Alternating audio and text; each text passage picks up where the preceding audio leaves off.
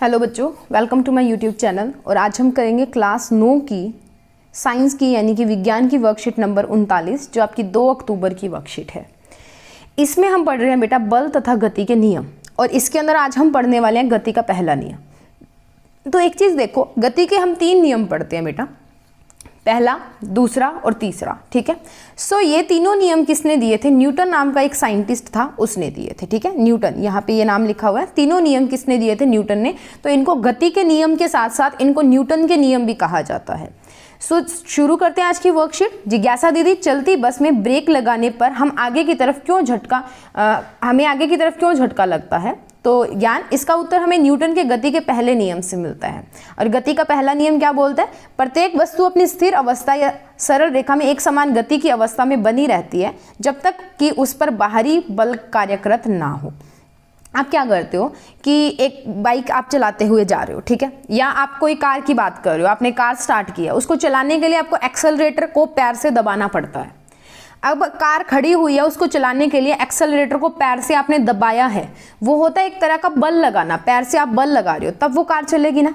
अब मान लो एक्सेलरेटर के बाद में आपकी कार चलनी शुरू हो गई है। चलने के बाद में क्या होगा? अब आपको दोबारा एक्सेलरेटर जो है ब्रेक को प्रेस करके उसको रोकना होगा, यानी कि ब्रेक के ऊपर पैर से आपको जो है वो बल लगाना होगा, तब जाके वो रुकेगी। ठीक है। तो अगर कोई वस्तु वो चल रही है या रुकी हुई अवस्था में है तो वो उसी अवस्था में रहती है।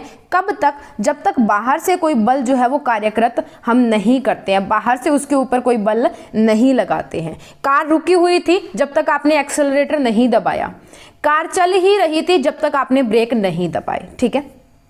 इसे जड़त्व का नियम भी कहा जाता है। जड़त्व का मतलब क्या होता है बेटा? देखो, इसके वर्ड के जो है नाम से क्लियर हो रहा है। जड़त्व का मतलब जड़। जड़ क्या करती है? एक वृक्ष को, एक पेड़ को अब मिट्टी के साथ बांध के रखती है, उसी जगह के साथ, ठीक है, उसी जगह के ऊपर रखती है। तो यहाँ पे जड़ का मतलब है उसी अवस्था में रखना। वो जो जड़ होती है वो पेड़ को उसी जगह पे बांध के रखती है ना, मिट्टी के साथ। और यहाँ पे जड़ तो क्या कहता है कि उसी अवस्था में रखने की कोशिश करेगा। ठीक है, आपकी जो वस्तु है उसको उसी अवस्था में रखेगा। अगर वो चल रही है तो उसको चलता हुआ ही रखेगा, ठीक है, अगर वो रुकी हुई है तो उसे रुकता हुआ ही रखेगा। किसी वस्तु का प्राकृतिक गुण, एक प्राकृतिक गुण है जो उसकी विराम अवस्था या गति की अवस्था में परिवर्तन का विरोध करता है। मान लो आपकी एक रुकी हुई बॉल है, आप उसको क्या करते हो? ऐसे करके फेंक देते हो, तो वो धीरे धीरे जाके थोड़े टाइम बाद में रुक जाएगी, क्योंकि वो बॉल जो थी, वो गेंद जो थी, वो रुकी हुई थी। आपने उसे चलाया है तो वो इस चलने का विरोध करेगी। ठीक है, अपने आप ही करेगी, कोई बाहर से नहीं आपने फोर्स लगाना, उसके अंदर से ही होगा। तो वो उसका विरोध करेगी और जाके रुक जाएगी। जैसे आप देखो, चलती हुई बस में सभी कुछ गतिशील अवस्था में होता है। आप एक बस में बैठे हो, बस चल रही है, आपकी जो बॉडी है, आपका जो शरीर है, वो भी बस के साथ साथ चल रहा है। हमारा शरीर भी उसी गति से चल रहा है। तो एकदम अगर ड्राइवर ब्रेक लगाता है, बस रुक जाती है, तो हमारे शरीर का जो ऊपरी भाग है, गतिशील जो था, वो ब्रेक लगाने से बस की दिशा में क्षण भर के लिए गतिशील रहता है, जिसकी वजह से हमें आगे की तरफ जो है वो झटका लगता है। ठीक है। अब बस रुक गई है ना, बस रुक गए के बाद में क्या होगा कि हम जैसे ही बस एकदम या कोई ब्रेक लगाता है तो हम सारे आगे की तरफ जाके गिरते हैं। क्यों? देखो, ये बस है, ये बस का सरफेस है। मान लो हम यहाँ पे खड़े हैं, जैसे ये खड़ी है, ठीक है, यहाँ पे मैं सरफेस बना देती हूँ, ऐसे ही आप खड़े हो, तो जैसे ही बस रुकी, आपके पैर तो वहीं पे रुक गए बस के साथ, क्योंकि वो उसके सरफेस के साथ, उसकी सतह के साथ लगे हुए हैं।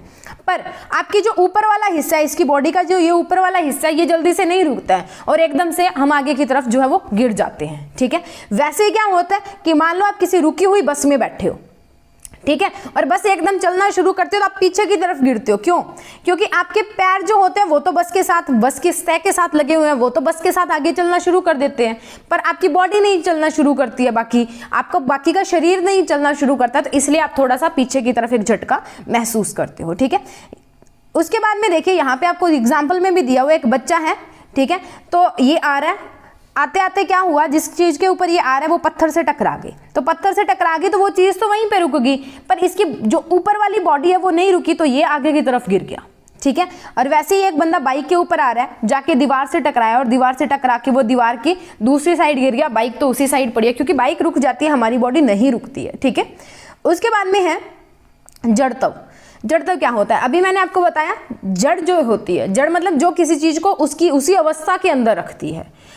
प्रत्येक वस्तु अपनी गति की अवस्था में परिवर्तन का विरोध करती है वह अपनी मूल अवस्था बनाए रखना चाहती है। अब मूल अवस्था का मतलब क्या होता है, जिसमें वो पहले से होती है। अगर वो रुकी है तो वो रुकी हुई अवस्था को बनाएगी, अगर वो चल रही है वो चलती हुई अवस्था को बना के रखने की कोशिश करेगी।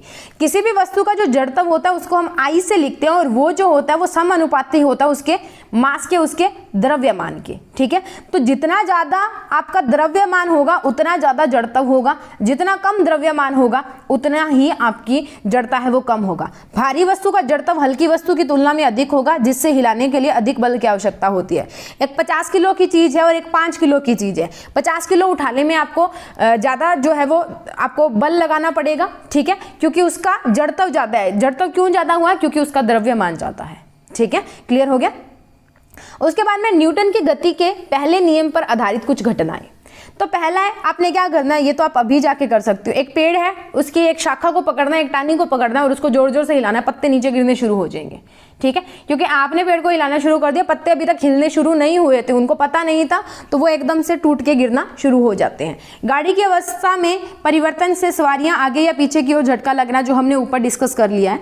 कालीन चादर को डंडे से पीटना पर धूल का अलग होना। ठीक है, अब आपके घरों में जब दिवाली की सफाइयाँ होगी ना, तो हमारी मम्मी या जो भी हैं घर में जो हाउसवाइफ्स होती हैं वो क्या करती हैं, हमारी चारपाई या जो चटाइयाँ या चादरें वगैरह होती हैं ना, उनको डंडे से पीट पीट के उसमें से मिट्टी निकालते हैं। वो भी एक न्यूटन का फर्स्ट लॉ ये आपने ऑब्जर्व करना है इस बार। ठीक है, उसके बाद में एक प्लेट में कप रखने के लिए खांचे बनाना है। एक प्लेट में जब आप कप रखते हो तो उसके लिए खांचे बने होते हैं अलग अलग। ठीक है, उसके अलावा मिस्त्री का हथौड़ी को उल्टा ठोकना इत्यादि। ठीक है, या इसके अलावा क्या है कि एक कैरम बोर्ड जब आप खेलते हो तो क्या करते हो कि जब आप नीचे जो है जिसके ऊपर मारते हो, जो भी आपकी मतलब जो कैरम बोर्ड के अंदर जो बटन्स होती हैं उनमें से जिसको भी आप मारोगे सिर्फ वो हिलेगी, बाकी वो है वो उसी अवस्था में रहने के प्रयास करेंगे। ठीक है, ये आपको साइकिल पे एक इंसान दिख रहा है, वो साइकिल चलाता हुआ आ रहा था, अचानक से एक पत्थर से टकराया है, साइकिल वहीं पे रुक गई है, खुद आगे की तरफ जो है वो गिर गया है।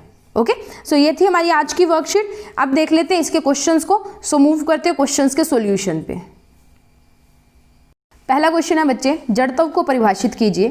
तो किसी भी वस्तु का एक प्राकृतिक गुण जो उसकी वस्तु की यानी कि विराम या गति अवस्था को परिवर्तन का विरोध करता है उसको जड़त्व कहते हैं। यानी कि प्राकृतिक गुण जो या तो कोई वस्तु चल रही है तो उसको चलने ही देता है, अगर वो रुकी हुई है तो उसे रुकी हुई रखता है। यानी कि जो उसकी अवस्था है वो उसी में रखने को रखता है, उसको परिवर्तन नहीं। यानी कि रुकी हुई को अगर आप चलाओगे तो जड़त्व आएगा, अगर चलती हुई को रोकोगे तो भी जड़त्व आएगा। ठीक है, उसके बाद में क्वेश्चन नंबर 2 है, गति का पहला नियम उदाहरण सहित लिखिए।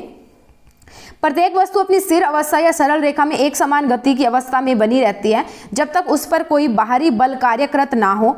इसे गति का प्रथम नियम या न्यूटन के गति के प्रथम नियम कहा जाता है। उदाहरण, यदि आकाश में कोई बॉल फेंका जाए तो वह अनंत गर्भ में विलीन हो जाएगी यदि वायु का घर्षण तथा गुरुत्व इसके विरुद्ध ना हो। आप क्या करते हो, किसी बॉल को ऊपर की तरफ फेंकते हो तो ऊपर क्या होता है, एक तो हवा फोर्स लगा रही होती है, बल लगा रही होती है, एक जो गुरुत्वाकर्षण बल होता है, ग्रेविटी जो होती है उसका बल लग रहा होता है, इसी के कारण बॉल जो है वो नीचे आ जाती है। अगर ये ना लग रहा होता तो वो ऊपर ही चली जाती, कभी नीचे आती ही नहीं। ठीक है, उसके बाद में किसी रुकी हुई बस के अचानक गतिशील होने की स्थिति में उसमें खड़ी सवारियां किस तरफ झटका महसूस करेंगी, कारण स्पष्ट कीजिए। जब हम ठहरी हुई बस में बैठे हों और अचानक बस चल पड़े तो हमारे पांव आगे की ओर गति करते हैं, पर शरीर जड़त्व के कारण विराम अवस्था में रहने की चेष्टा करता है, जिसके कारण सवारियों को पीछे की ओर झटका लगता है। ठीक है, ये किसके कारण होता है, जड़त्व के कारण होता है। उसके बाद में निम्न में किसका जड़त्व जो है वो अधिक होगा, आपने ये बताना है। तो आपको एक कार और एक बस दी हुई है, एक साइकिल और एक मोटरसाइकिल दी है, एक ठेला गाड़ी और एक रेलगाड़ी दी है। तो देखिए, एक भारी वस्तु का जड़त्व अधिक होता है, अर्थात वस्तु का जड़त्व उसके भार के समानुपाती होता है, अर्थात भार बढ़ने के साथ जड़त्व बढ़ता है और भार घटने के साथ वस्तु का जड़त्व कम होता है। तो कार और बस में से कौन भारी है, बस, तो हमारा बस आ गया। साइकिल और मोटरसाइकिल में मोटरसाइकिल भारी होती है तो मोटरसाइकिल का जड़त्व ज्यादा है। रेलगाड़ी और ठेला गाड़ी में से रेलगाड़ी भारी होती है तो रेलगाड़ी का जड़त्व जो है वो ज्यादा होगा। ठीक है, सो ये था क्वेश्चन नंबर 4 बेटा। उसके बाद में मैं आपको दिखा देती हूँ, ये है क्वेश्चन नंबर 3 और 2। ठीक है, और लास्ट है हमारा क्वेश्चन नंबर 1। इसी के साथ हमारी वर्कशीट यहाँ पे खत्म होती है।